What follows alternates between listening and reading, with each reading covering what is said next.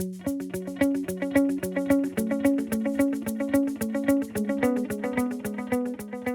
guys, Abner Miranda here. Last night I was asked a question on YouTube as to why the GS17 doesn't have a weapon light. And basically, I thought to myself, I need to answer that, but I'm going to answer it with a video. This weapon was laid out for active killer resolution. What I mean by that is, in the last several months I've spent a fair amount of time studying active killer, counterinsurgency, fourth generation warfare. And what's interesting about those three things is they all merge together. When you start to see the patterns for what they are, you start to go, they're all the same thing.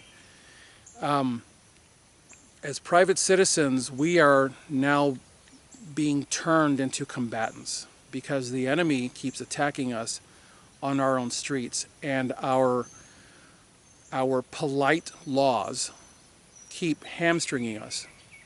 Because in a perfect world, we should be able to walk around with a rifle out in the open and everyone just kind of be cool with it, because the vast majority of people with weapons are good people and they're not going to do anything other than just carry the weapon for protection. And if people were to do that, we would quell all the stupidity that is happening in this country pretty much overnight. So the GS17 was specifically meant for counterinsurgency, for dealing with active killer. Now, with that said, there are things about active killer that I know people don't understand, because I didn't understand them until I started to actually study active killer, until I went to active killer training. And my hero complex came out in the class, and then it was shot down by the instructors. And I realized I don't even know what I'm doing. And that's terrifying. It's embarrassing, but it's terrifying. And what it all came down to was the understanding that in an active killer, from the standpoint of a private citizen, actually, let me cover that first. As private citizens, we are embroiled in the active killer. We're there, right? The police officer isn't there. You're there. I'm there. This is there. That's what this is about. So as a private citizen, somebody starts, let's say I'm in a restaurant, somebody starts shooting up the restaurant. As I approach, I have to be very careful that other good guys in there might think that I'm a threat and shoot me. So I have to have a weapon that's very small that I can kind of keep low on my person or slung on my back or whatever. I can't be drawing attention to myself. Let's say that I actually, by the grace of God, actually managed to put shots on this person. I hit that person with a few shots, and that person realizes this is not the fish in a barrel they thought it was going to be, and they stagger out. Whether they drop their weapon or not is irrelevant. They stagger out.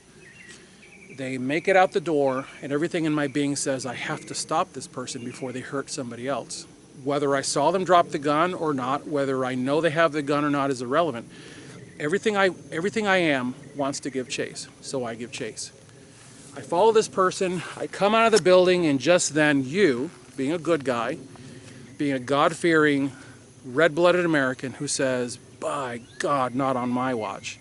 And you see a bloodied person coming out of the front of the Olive Garden, and you see some dude coming behind him who's on his feet with a pretty vicious looking weapon.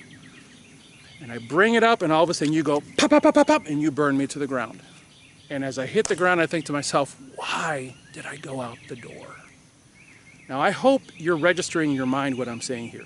The second that I give chase, I basically put myself in the position of arbiter, and I can't do that. I have to defend those around me. I have to put heat on this guy. I have to push him, change his behavior with my bullets, and when he leaves, I have to let him go. It screams against everything that I am, but I have to let this guy go, because when I was a police officer, I understood the rules that confined my actions as a police officer. And when I left my badge behind and became a private citizen, I became even more aware of the stark reality of being a private citizen. I no longer have the very little bit of leeway that I had as a cop to chase people down. I now have none as a private citizen. Now, some of you are going to be like, well, we know you've got a light on your everyday carry. Well, sure, yeah, I've got a light on my everyday carry.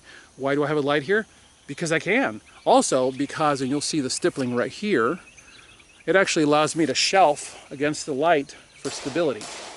It actually helps me fight recoil. So yeah, I've got a light on my handgun. If I could have had a light on the GS17, would I have? Sure. But the reason that I don't is operational. Glocks have no safeties. This is the safety for the Glock, and if you really want to get picky, you can actually extend it all the way back. So when I laid out this weapon, I said, okay, I can't have a weapon light, but am I going to sacrifice the ability to have this because I can't have a weapon light? No. The deeper I got into this, I realized, man, I don't even need a weapon light because I can't give chase into a dark hole to chase somebody. I'm going to go there, guys. I'm going to give you the full story here. So whatever the scenario is, something has actually occurred and I have to give chase. Okay, well, if I'm chasing someone or searching for someone, we don't search for people with weapon lights. We search for people with handheld lights. We bring our weapon into a position of retention, whether it be position sole or this kind of thing, but basically we search for bad guys with handheld lights. We sure as heck don't do it with weapon lights. So once again, I don't really need a weapon light on this. The other thing is, active killers by their very nature tend to occur in heavily populated venues during business hours, which are typically daylight hours. And I know that some of you were thinking, well, yeah, the nightclub shooting in Orlando, the shooting in the movie theater in Colorado, both of those places were gun-free zones. So it's a moot point. You can't have a gun there anyways. The GS17 is an active killer ender. That's what it's about. That's why it has no weapon light. It doesn't need a weapon light. The last thing I'm going to say is this. Yes, this is a short-barreled rifle. I get that. But remember, guys, these videos are viewed globally, not just in the United States. And there are people in other parts of the world who ask me questions about this. Guys, this is a valid thing in other places of the world. Why are we still dealing with the NFA rules in the United States? We have got to band together. We have got to tell the NRA, let's get this junk taken care of. Because telling me that I can't have this, which makes me more accurate with my weapon, is dumb. We need to get rid of the restrictions against short-barreled rifles. Okay? As always, I thank you guys for watching. God bless you all. Get those guns out in practice. Have a good one.